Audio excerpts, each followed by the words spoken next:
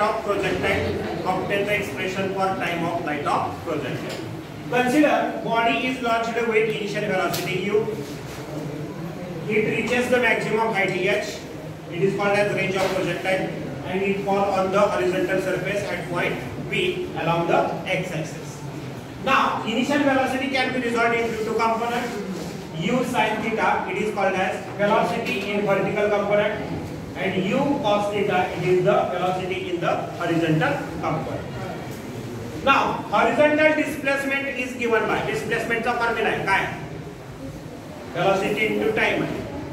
आता horizontal म्हणजे x axis मध्ये कोणता component velocity चा? u cos theta. म्हणजे फॉर्म्युला मिळेल x u cos theta into t. Equation number किती? We know that आपल्याला माहिती आहे काय? Second kinematical equation. काय second kinematical equation?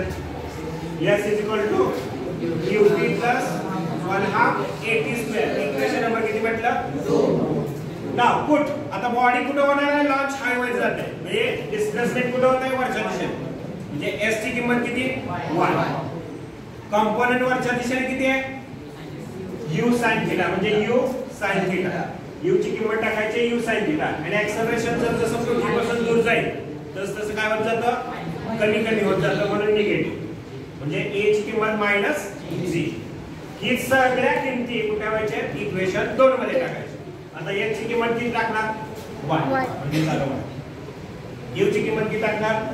u sin theta. म्हणजे झालं u sin theta. t ला काय आहे तसं. परत प्लस 1/2. a ची किंमत किती आहे? -g. म्हणून -g. आणि t स्क्वेअर ला t स्क्वेअर. परत सॉल्व केलं कसं बघा. y u sin theta into t plus minus 1/2 g into t square. Equation number किती मिळेल? 3. आता ठेवायचं आहे जर जसं आपण आता बॉडी हवेमध्ये जाते परंतु वर थांबते का? नाही. डिस्प्लेसमेंट y च्या ऍक्सिस मध्ये घडतं का? नाही. कुठे घडतं? हॉरिझॉन्टल घडतं. म्हणजे y ची किंमत किती आहे? 0 आहे. म्हणजे t ची किंमत किती आहे?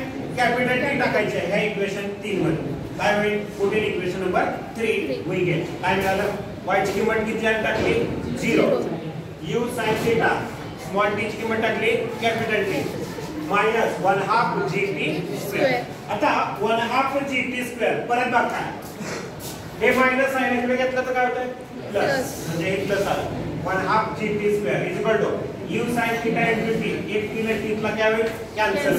आता राहिले काय काय इथं? 1/2 gt राहील u sin theta.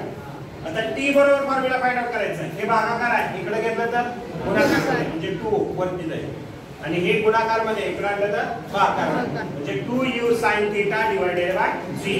हे मिळालं इक्वेशन नंबर किती? 4. and this is expression for the time of light of the projectile.